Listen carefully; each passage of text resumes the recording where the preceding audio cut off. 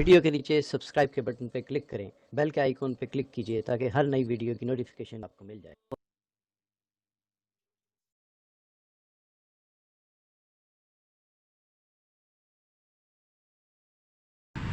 اعوذ باللہ من الشیطان الرجیم، بسم اللہ الرحمن الرحیم۔ لتنذر قوما ما انذر آباؤهم فهم غافلون لقد حق القول على أكثرهم فهم لا يؤمنون إنا جعلنا في أعناقهم أغلالا فهي إلى الأذقان فهم مقمحون وجعلنا من بين أيديهم سدا ومن خلفهم سدا فأغشيناهم فهم لا يبصرون۔ سورہ یاسین کی ان آیات شریفہ میں حق تعالی جل شانہ نے حضرت محمد صلی اللہ علیہ وسلم کی بعثت، حضور کے نبی بنائے جانے کے مقصد کو واضح فرمایا۔ اللہ کے نبی صلی اللہ علیہ وسلم کی بعثت چونکہ قیامت تک اللہ رب العزت نے منتخب فرمایا ہے، اس لیے حضور کا بعثت کا ایک خصوصی مقصد اہل عرب ہے اور عمومی مقصد ساری انسانیت ہے۔ اللہ تعالیٰ نے سب سے پہلی بات تو یہاں خصوصی مقصد کا ذکر فرمایا کہ ہم نے آپ کو نبی بنا کر بھیجا، جیسے کل کی مجلس میں بات آئی انک لمن المرسلین، یقیناً آپ رسولوں میں سے ہیں، اور اس ذات بابرکت نے آپ کو رسول بنایا ہے جو بڑے مہربان بھی ہیں، بڑے رحم والے بھی ہیں۔ اور نبی بنائے جانے کا مقصد کیا ہے؟ اللہ تعالیٰ نے اس کو فرمایا تاکہ آپ ایک ایسی قوم کو ڈرائیں، لتنذر قوما، تاکہ آپ ایک ایسی قوم کو ڈرائیں جن کے آبا و اجداد پہلے کبھی نہیں ڈرائے گئے۔ چونکہ حضرت عیسیٰ علیہ السلام سے لے کر حضرت محمد صلی اللہ علیہ وسلم تک اس وقفے میں کوئی نبی نہیں آیا، لیکن نبوت کی جو تعلیمات ہیں، توحید کی جو تعلیمات ہیں، وہ وقفے سے پہنچتی رہی لوگوں کے ذریعے سے، لیکن باضابطہ کوئی نبی اللہ تعالیٰ نے نہیں بھیجا۔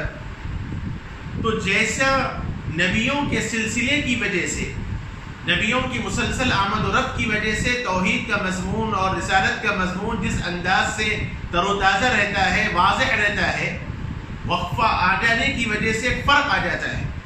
اس لیے بطور خاص نبی اکرم صلی اللہ علیہ وسلم کو نبی بنائے جانے کا ذکر فرمایا۔ اللہ تعالیٰ نے آپ کو اس لیے نبی بنایا تاکہ آپ ایک ایسی قوم کو ڈرائیں، خصوصیت کے ساتھ۔ عمومی اعتبار سے تو ساری انسانیت کے لیے آپ کو ڈرانے والا بنا کر بھیجا، لیکن خصوصیت کے ساتھ چونکہ قرآن مجید کے نزول کا اولین مخاطب کفار مکہ ہیں، عرب ہے، اس لیے فرمایا کہ ان کے آبا و اجداد نہیں ڈرائے گئے، اس سے پہلے ان کے پاس کسی نبی کو نہیں بھیجا گیا۔ فہم غافلون، اور جس کے نتیجے میں وہ غفلت میں پڑے ہوئے ہیں، جس کے نتیجے میں وہ ایمان سے، شرائع سے، ایمانی احکامات سے غفلت میں پڑے ہوئے ہیں، ان کو حقیقت دعوت نہیں پہنچی۔ اور پھر اس کے بعد اللہ رب العزت نے فرمایا، اور یہ بات بھی تحقیق سے ثابت ہو چکی ہے، کیونکہ اللہ تعالیٰ نے انسان کو دونوں راستے بتلائے، فراست بھی دی، عقل و فہم بھی دیا، اچھے اور برے کی تمیز دی، اچھا اور برے راستے کی رہنمائی کی، اور انسان کو عقل کے اعتبار سے، رشد و ہدایت کے اعتبار سے یہ اختیار دیا، یہ تمیز کرنے کا موقع دیا کہ وہ کسی بھی طرح سیدھے راستے کو اختیار کر لے۔ لیکن اس کے باوجود اگر کوئی آدمی توحید کو جاننے کے، رسالت کو جاننے کے، دلائل سے واقف ہونے کے اور اتنی واضح ترین نشانیوں اور مثالوں کو جاننے کے باوجود بھی اگر کوئی راہ حق کو اختیار نہیں کرتا، تو پھر اللہ تعالیٰ اس کی طبیعت کو، اس کے مزاج کو کچھ ایسا بنا دیتے ہیں کہ اب اس کی طبیعت کفر ہی کی طرف لگ جاتی ہے، اسی کو وہ چیز حق سمجھ میں آتا ہے۔ ورنہ مزاج کے اعتبار سے، فہم و فراست کے اعتبار سے، عقل و رشد کے اعتبار سے انسان کو اللہ تعالیٰ نے اتنی سمجھ دی ہے کہ وہ اچھائی اور برائی کی تمیز کر سکتا ہے، لیکن اس کے باوجود جب اتنی عقل و فہم اور فراست کے اگر انسان برائی کو اختیار کرتا ہے تو پھر اللہ کی سنت یہ ہے کہ اللہ تعالیٰ اس کے سامنے برائی کے ایسے راستے کھول دیتا ہے کہ وہ اسی پر مگن رہ جاتا ہے. وہی بات تو اللہ تعالیٰ نے فرمایا کہ ان کفار مکہ کے سامنے بھی توحید کے مضامین بیان کیے گئے، رسالت کے مضامین بیان کیے گئے، توحید کو سمجھنے کے لیے دلائل بیان کیے گئے اور روشنی کی طرف آنے کے واسطے مختلف قسم کی نشانیاں بتلائی گئی ہیں. لیکن اس کے باوجود یہ اپنے کفر پر، اپنے عناد پر، اپنی سرکشی پر، اپنے ظلم پر، اپنی جہالت پر اور اللہ تعالیٰ کے انکار پر، نبی کی دشمنی پر باقی رہنا چاہتے ہیں. تو اللہ نے بھی یہ فیصلہ کر دیا کہ لقد حق القول على اکثرهم فهم لا يؤمنون. اللہ تعالیٰ نے ان میں کے اکثر لوگوں پر یہ بات ثابت کر دی کہ وہ ایمان لانے والے نہیں ہیں. معلوم یہ ہوا کہ قرآن مجید توحید، رسالت، بعد الموت، مرنے کے بعد دوبارہ اٹھنا، مختلف قسم کے حالات پر مشتمل نشانی کی کتاب ہے. انسان اس سے عبرت حاصل کر سکتا ہے، انسان اس سے موعظت حاصل کر سکتا ہے، انسان اس سے نصیحت حاصل کر سکتا ہے. اور قرآن نے یہ بات بتلائی ہے کہ کفار مکہ میں سے اکثروں کے متعلق اللہ نے یہ فیصلہ کر دیا ہے کہ ان میں کے اکثر لوگ ایمان لانے والے نہیں ہیں. ہاں کچھ لوگ ہیں وہ ایمان لائیں گے، اور ایمان لانے کے نتیجے میں اللہ تعالیٰ نے پھر ان کو انعام دینے کا بھی فیصلہ کر دیا. حضرات علماء نے اس آیت شریفہ کے ضمن میں ایک بات یہ فرمائی ہے کہ قرآن مجید کے اس آیت شریفہ سے یہ پتہ چلتا ہے کہ کفر کا غلبہ زیادہ رہے گا، کفر زیادہ ہوگا بمقابلے حق کے مقابلے. لیکن ایک وقت ایسا بھی آئے گا کہ اللہ تعالیٰ پھر حق کو غالب کر کے بتلائیں گے.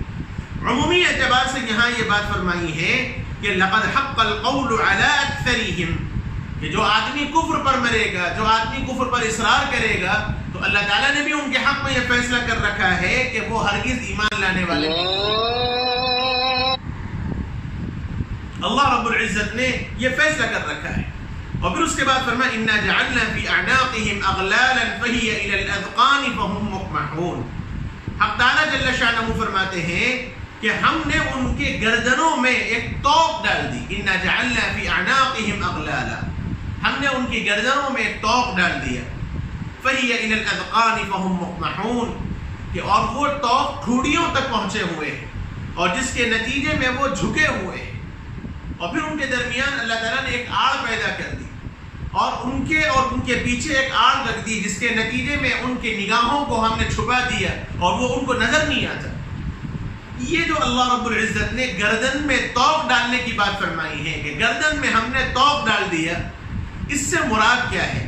کیا یہ کوئی خاص واقعے کے تحت یہ آیت نازل ہوئی، یا اس میں کوئی مثال اور تمثیل اور اللہ تعالیٰ نے ایک تشبیہ دی ہے؟ اور پھر اس کے بعد نبی اکرم صلی اللہ علیہ وسلم کو ایک خاص نصیحت فرمائی ہے. یہ ایک تفصیل ہے، اس کا تذکرہ انشاءاللہ اگلی مجلس میں ہوگا.